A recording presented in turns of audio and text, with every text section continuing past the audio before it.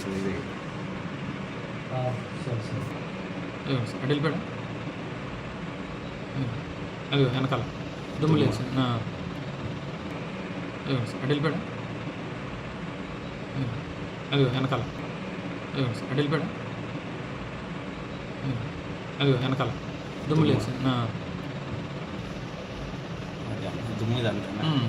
ఆ పడిపోయాడు వెళ్ళి ఆ చివరం గుద్దేసుకుని అక్కడికి వెళ్ళి అన్నావు అతను ముందు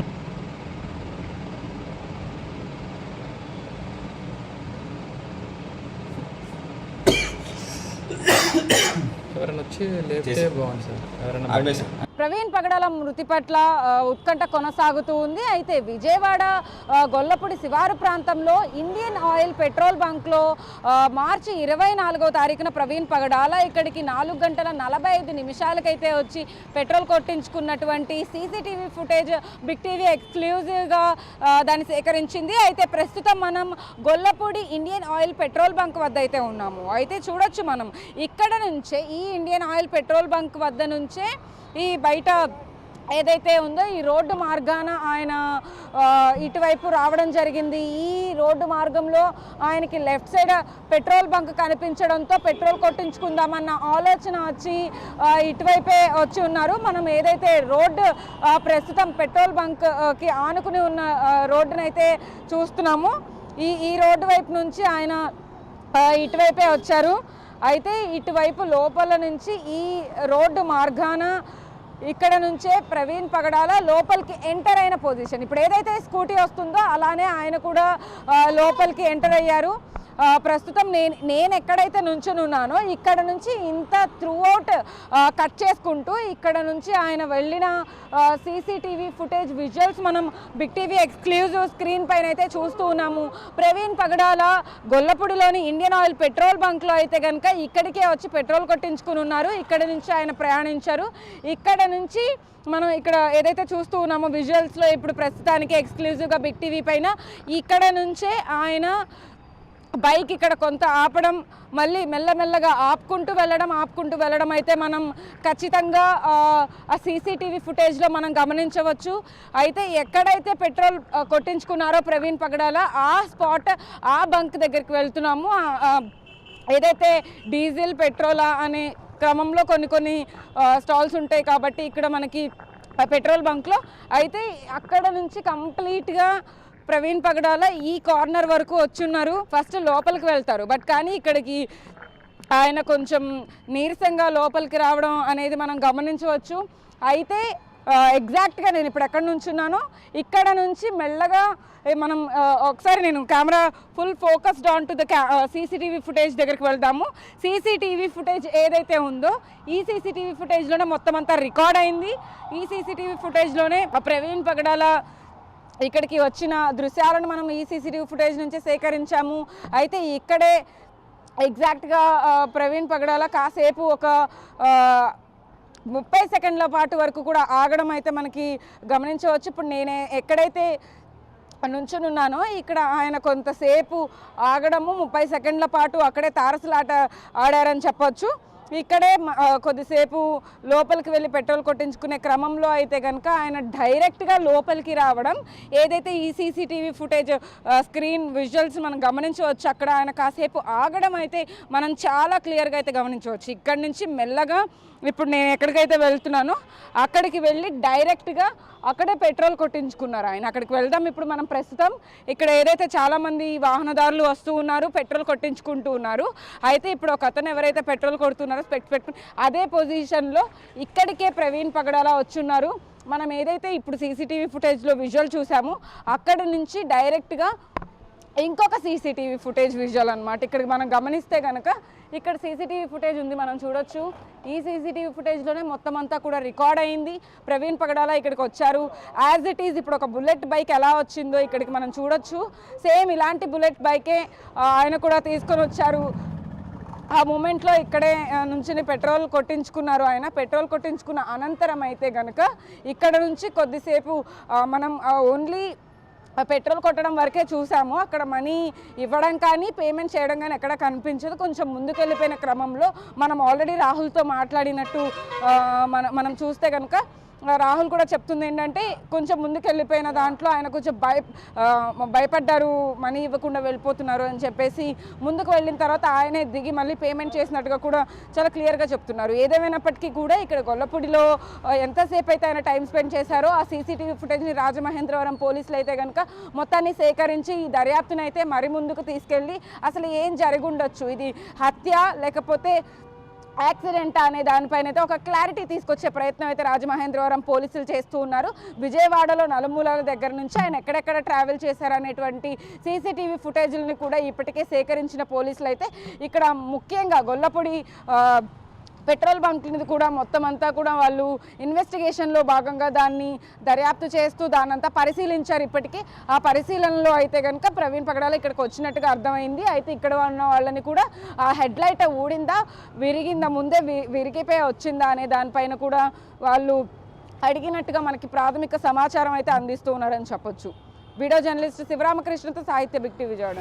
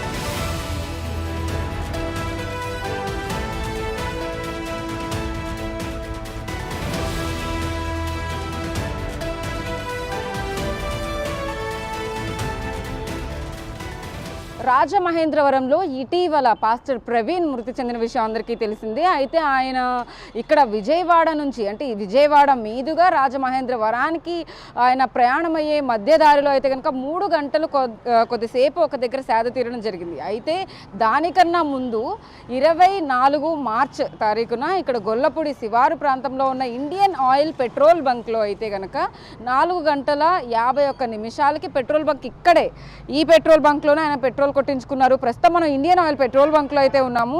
నేను ఎక్కడైతే నుంచుని ఉన్నానో ఆయన బుల్లెట్ బైక్ వేసుకొని వచ్చి ఇక్కడే ఈ ప్రెజెంట్ ప్లేస్లోనే ఆయన బండి ఆపడం జరిగింది. ఇక్కడే ఈ పర్సన్ ఎవరైతే ఉన్నారో ఇతని పేరు రాహుల్.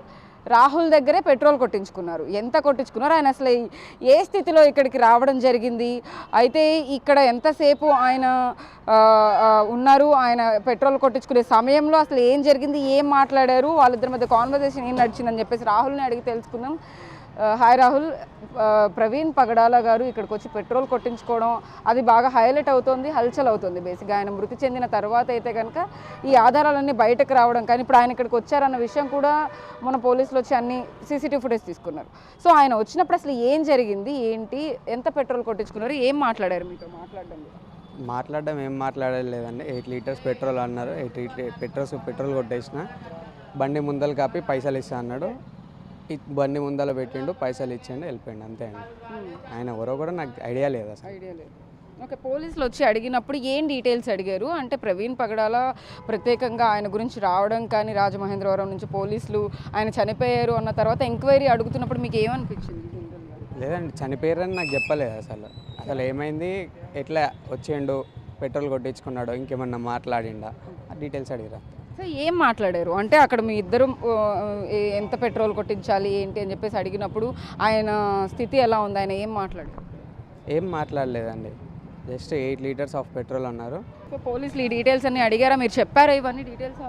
చెప్పినాము. ఓకే, చెప్పారు.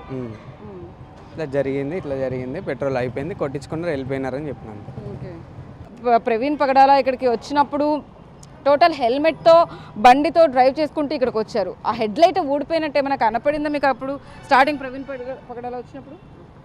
నాకు అనిపించింది హెడ్ లైట్ ఊడిపోయి ఉంది, అంతే. హెడ్ లైట్ ఊడిపోయే ఉంది. సో అంటే ఆయన కాన్వర్జేషన్ మాట్లాడేటప్పుడు కూడా ఫస్ట్ ఒక మాట మాట్లాడారు, కానీ తర్వాత అంతా తలదించుకున్నట్టే కనపడుతుంది. అంటే ఏంటి, మీరు అది గమనించారా? లేదు, అవన్నీ మేము చూడం కదా, పెట్రోల్ కొట్టినాము, మనీ తీసుకున్నాం, అంతే. అంటే జస్ట్ సైకిల్ ఇలా మాట్లాడుతూ ఆయన మాటల్లో చెప్పారా, లేకపోతే తల ఊపుతూ చెప్పారా మీకు ఏమైనా?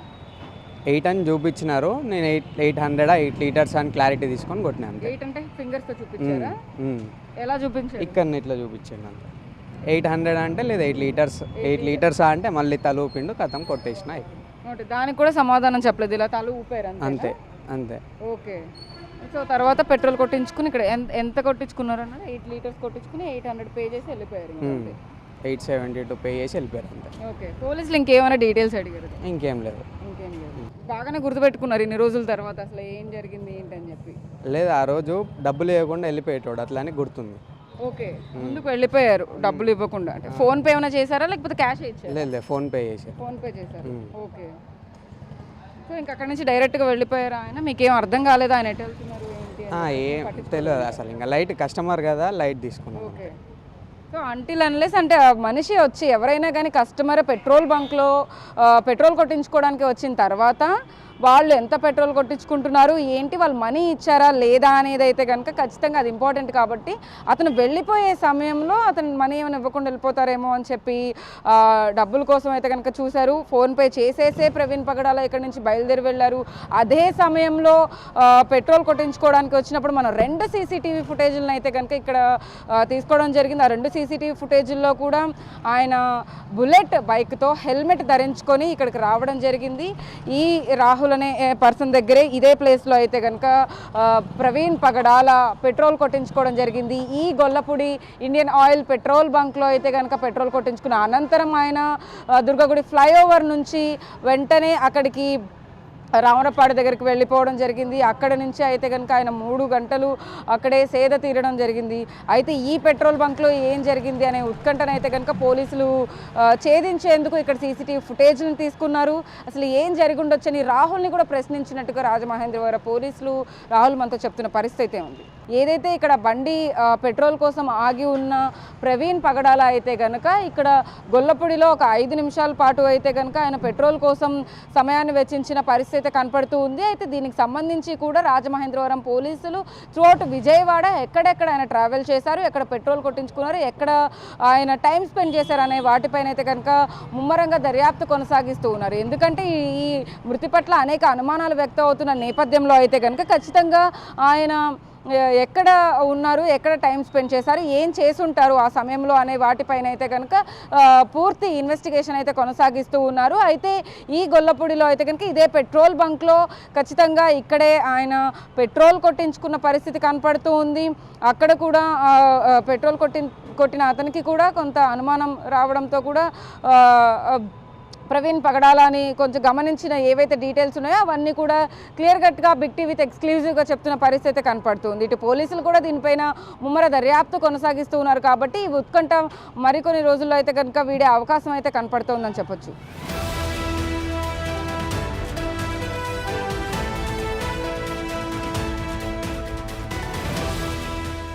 ప్రస్తుతం తెలుగు రాష్ట్రాల్లో సంచలనంగా మారిన పాస్టర్ ఏదైతే ప్రవీణ్ సంబంధించిన అనుమానాస్పది ప్రస్తుతం అయితే అది యాక్సిడెంట్కి కారణమైన పరిస్థితి కనిపిస్తూ ఉంది. ప్రస్తుతం మనతో ఈ అంశానికి సంబంధించి కూడా ఎస్ఐ సుబ్బారావు గారు చెప్తున్న పరిస్థితి కనిపిస్తుంది. అయితే అసలు ఏం జరిగింది ఏంటి అనే దానికి సంబంధించి కూడా ఆయనతో మాట్లాడే ప్రయత్నం చేద్దాం. సార్ ఒక్క నిమిషం, అసలు ఏం జరిగింది ఏంటి సార్, అసలు కారణం ఏంటి, అసలు ఏం జరిగింది ఆ రోజు? నేను పాయింట్లో ఉన్నానండి. పాయింట్లో ఉండగా అక్కడ ఎదర ఒక ఆయన పడిపోయాడండి.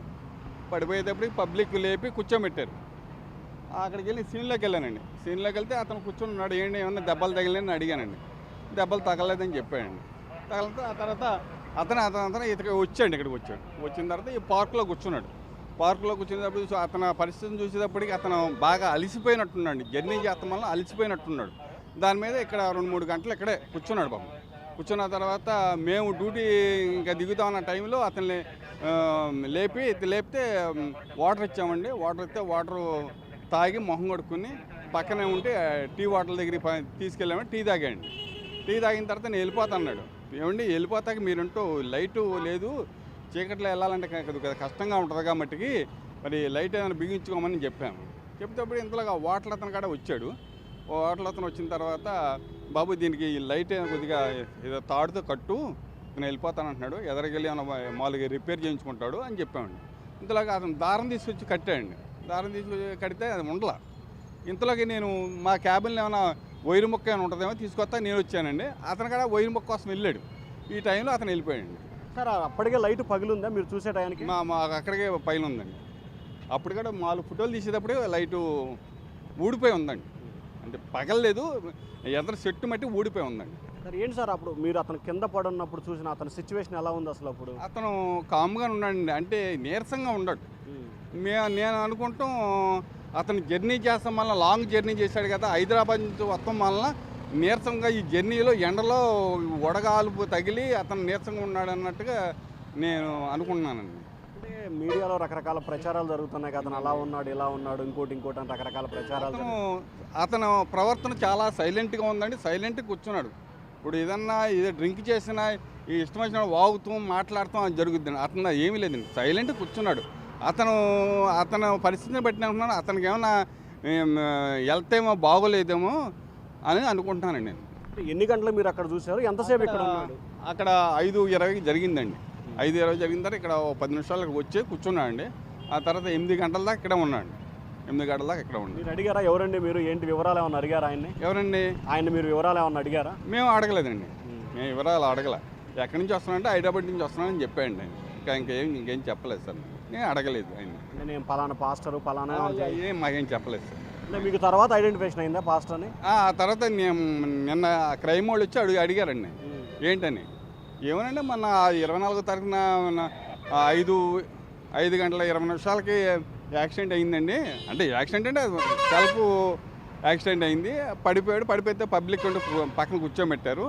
ఆ తర్వాత మళ్ళీ 10 నిమిషాలు అతనే వచ్చాడు ఇక్కడికి. ఆ చెట్టు దగ్గర పెట్టుకుని ఆ పాటు దగ్గర కూర్చున్నాడు. 2-3 గంటలు అలా రెస్ట్ తీసుకున్న తర్వాత మళ్ళీ మొహం కడుక్కుని టీ తాగితే మేము ఈ బాగోలేదు కదా, లైట్ లేదు, ఈ చీకట్లో వెళ్ళాలంటే కొద్దిగా కష్టంగా ఉంటుంది అని చెప్పి అది ఎక్కడ రిపేర్ చేసుకోండి అని చెప్పానండి. ఆ తర్వాత వాటర్ అతను పిలిచి ఏదైనా తాడు ఏదైనా కడితే ఇతను రిపేర్ దగ్గరికి వెళ్ళేటప్పటికి వెళ్తాడు అని చెప్పామండి. వాటర్ అతను వచ్చేదాకా ఉన్నాడు, వెళ్ళిపోయాడు సార్? ఉన్నాడు. వాటర్ అతను కట్టాడండి. అతనే కట్టాడు. అతనే నుంచున్న అతనేనండి. ఇది ఎక్కడ సార్? అక్కడెక్కడ కూర్చున్నాడు? ఎదరండి ఈ చిన్న ఈ డివైడర్ ఉందిగా, ఆ డివైడర్ మీద కూర్చున్నాడండి. ఇది ఈ డివైడర్ మీద కూర్చున్నాడు. అలాగే ఈ డివైడర్ మీద కూర్చున్న తర్వాత అక్కడ చాలాసేపు కూర్చున్నట్లు కూడా తెలుస్తుంది. ఏదైతే ఎస్ఐ సుబ్బారావు గారు చెప్పిన ప్రకారం కూడా ఇక్కడ కూర్చున్న పరిస్థితి కనిపించింది. ఆ తర్వాత ఇక్కడ ఈ మధ్యలో కూర్చోబెట్టిన తర్వాత సాయంత్రం దాదాపుగా 8 గంటల వైపు, అంటే దాదాపుగా 2:30 నుంచి 3 గంటల సమయం ఈ ప్రాంతంలోనే ఉన్న పరిస్థితి కనిపించింది. ఆ తర్వాత టీ స్టాల్కి సంబంధించిన వ్యక్తిని పిలిచి ఎస్ఐ గారు అసలు ఏంటి, అతను లైట్ పగిలింది ఏమన్నా కట్టవయా అని చెప్పి ఎస్ఐ గారు చెప్పారు. ఆ చెప్పిన తర్వాత వెంటనే అతనికి సంబంధించి కూడా తాడు తీసుకొచ్చి కట్టినట్టున్నాడు. ప్రస్తుతం అసలు ఆ టీ స్టాల్కి సంబంధించి అమరావతి టీ టిఫిన్ ఉంది. ఏంటి అసలు ఆ రోజు సాయంత్రం ఏం జరిగింది? సార్ మేబీ 7:30 to 8 o'clock అవుతుంది, అంత టైం నాకు ఐడియా లేదు. సో ఇక్కడ నుంచి ఎస్ఐ గారు అతన్ని పట్టుకొని తీసుకొచ్చున్నాడు. షర్ట్ మొత్తం మట్టి అంటుంది, మాస్క్ ఉంది, హెల్మెట్ ఉంది. సో అక్కడికి వచ్చున్నాడు. సో వాటర్ ఇవ్వరా బాబు అని నన్ను ఎస్ఐ గారు అడిగి ఉన్నాడు. సరే వాటర్ ఇచ్చినాను, మొహం కడుక్కున్నాడు. కొంచెం టీ కావాలి, హెడేక్గా ఉందంటే కొంచెం టీ ఇచ్చినాను, తాగినాడు. 2 సిప్పులు తాగి అక్కడ వేసినాడు. బాగా నీరసంగా ఉన్నాడు అనమాట. సరే ఎస్ఐ గారు పట్టుకొని ఇలా వచ్చాడు అనమాట. ఇలా నడుచుకుంటూ వస్తుంది, నేను కూడా వచ్చాను సారముట్టి. అరే అతను బండి బాగలేదంటే నేను ఒక తాడు తీసుకొచ్చి అతని హెల్మెట్ కట్టాను. పగిలింది డోమ్, మొత్తం లైట్ డోమ్ పగిలింది. కడితే అవ్వలేదు. ఒక ఇనుప స్టవ్ కోసం ఎస్ఐ గారు అటు వెళ్ళాడు. నేను ఇటు నా షాపులో ఏమైనా ఉందేమో చూడటానికి వచ్చినాను. ఈలోపు స్టార్ట్ చేసుకున్నాడు. 5 సార్లు స్టార్ట్ చేసిన అవ్వలేదు. ఒక 35 minutes ఇక్కడే ఉన్నాడు. మేబీ మేము వచ్చినప్పుడు చెప్తున్నాం, వద్దులే సార్ వెళ్ళమాకండి, ఇప్పుడు డేంజర్, మీరు కొంచెం హెల్త్ అనీజీగా ఉందని చెప్పినాము. అయినా లేదు రాజమండ్రి వెళ్ళని అన్నారు. సర్లే అని చెప్పేసి కడతాం ఉండండి సార్ అన్నాను. అటు వెళ్ళాను, ఎస్ఐ గారు అటు వెళ్ళాడు. ఈలోపు స్టార్ట్ చేసుకొని స్పీడ్గా వెళ్ళిపోయారండి. మీరు తాడు కట్టారా? లైట్ కట్టలేదా? కట్టాను సార్, తాడు కట్టాను, అది ఉండలేదు. ఆ దారం ఏముంటుంది సార్, దానికి తెగిపోయింది. అద్దం మొత్తం పగిలింది అనమాట. ఈ డోమ్ ఉంటుంది కదా, ఇలాంటి డోమ్ ఉంది, బుల్లెట్ది, రౌండ్ది, అది మొత్తం పగిలింది, ఫుల్గా పగిలింది. ఇక్కడ బండి ఇక్కడే ఉంది. చాలాసేపు ఉంచాము. 4 సార్లు స్టార్ట్ చేశాడు, అవ్వలేదు. బండి కూడా వంచున్నాడు.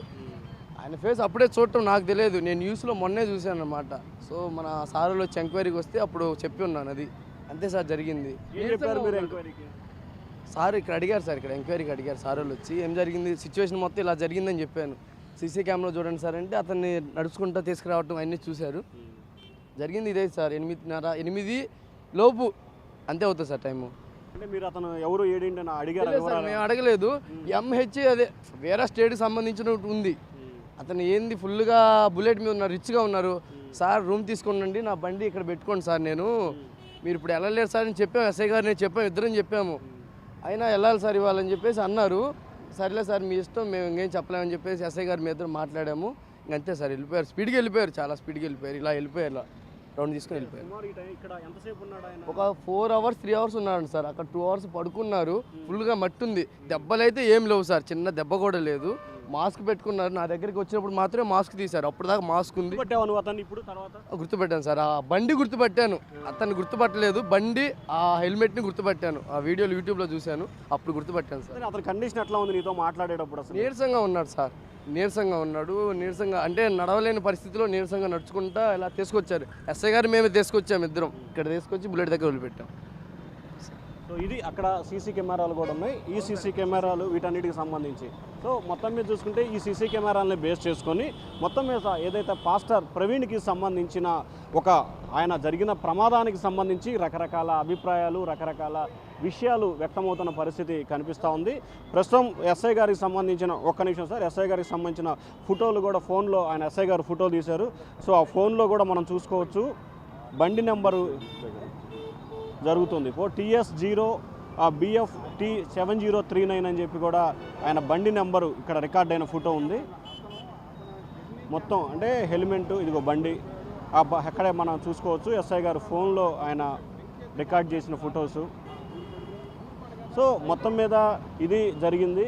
ప్రధానంగా చూసుకుంటే కనుక ఈ వ్యవహారానికి సంబంధించి సో ఈ పార్కులో దాదాపుగా 3 నుంచి 4 గంటల సేపు ఆయన రెస్ట్ తీసుకున్న పరిస్థితి కనిపిస్తూ ఉంది. సో ఇది ప్రస్తుతం ఏదైతే రామవరపాడు జంక్షన్ అని చెప్పి అంటారు. ఈ రామవరపాడు జంక్షన్ ఒకవైపు ఏలూరు రోడ్డు, మరొక వైపు బందర్ రోడ్ నుంచి వస్తుంటే సో విశాఖపట్నం వెళ్ళే వాహనాలన్నీ అంటే ఏలూరు, రాజమండ్రి, విశాఖపట్నం వెళ్ళే ప్రతి వాహనాలన్నీ కూడా ఇక్కడి నుంచే వెళ్ళబోతున్న పరిస్థితి కనిపిస్తూ ఉంది. సో ఇక్కడ మరొకసారి ఆ ఫ్రేమ్ చూసుకుంటే ఏదైతే ఆయన ఎస్ఐ గారు చెప్తున్న ప్రకారం ఇక్కడ కూర్చొని ఉన్నాడు, దాదాపుగా 2 గంటల సేపు ఇక్కడ కూర్చున్నాడు. ఆ తర్వాత లోపల పార్కులో కూడా ఆయన కొద్దిసేపు రెస్ట్ తీసుకున్నట్లు కూడా తెలుస్తూ ఉంది. సో మొత్తం మీద అయితే ఆయన కొంత బాగా నీరసంగా ఉన్నాడు.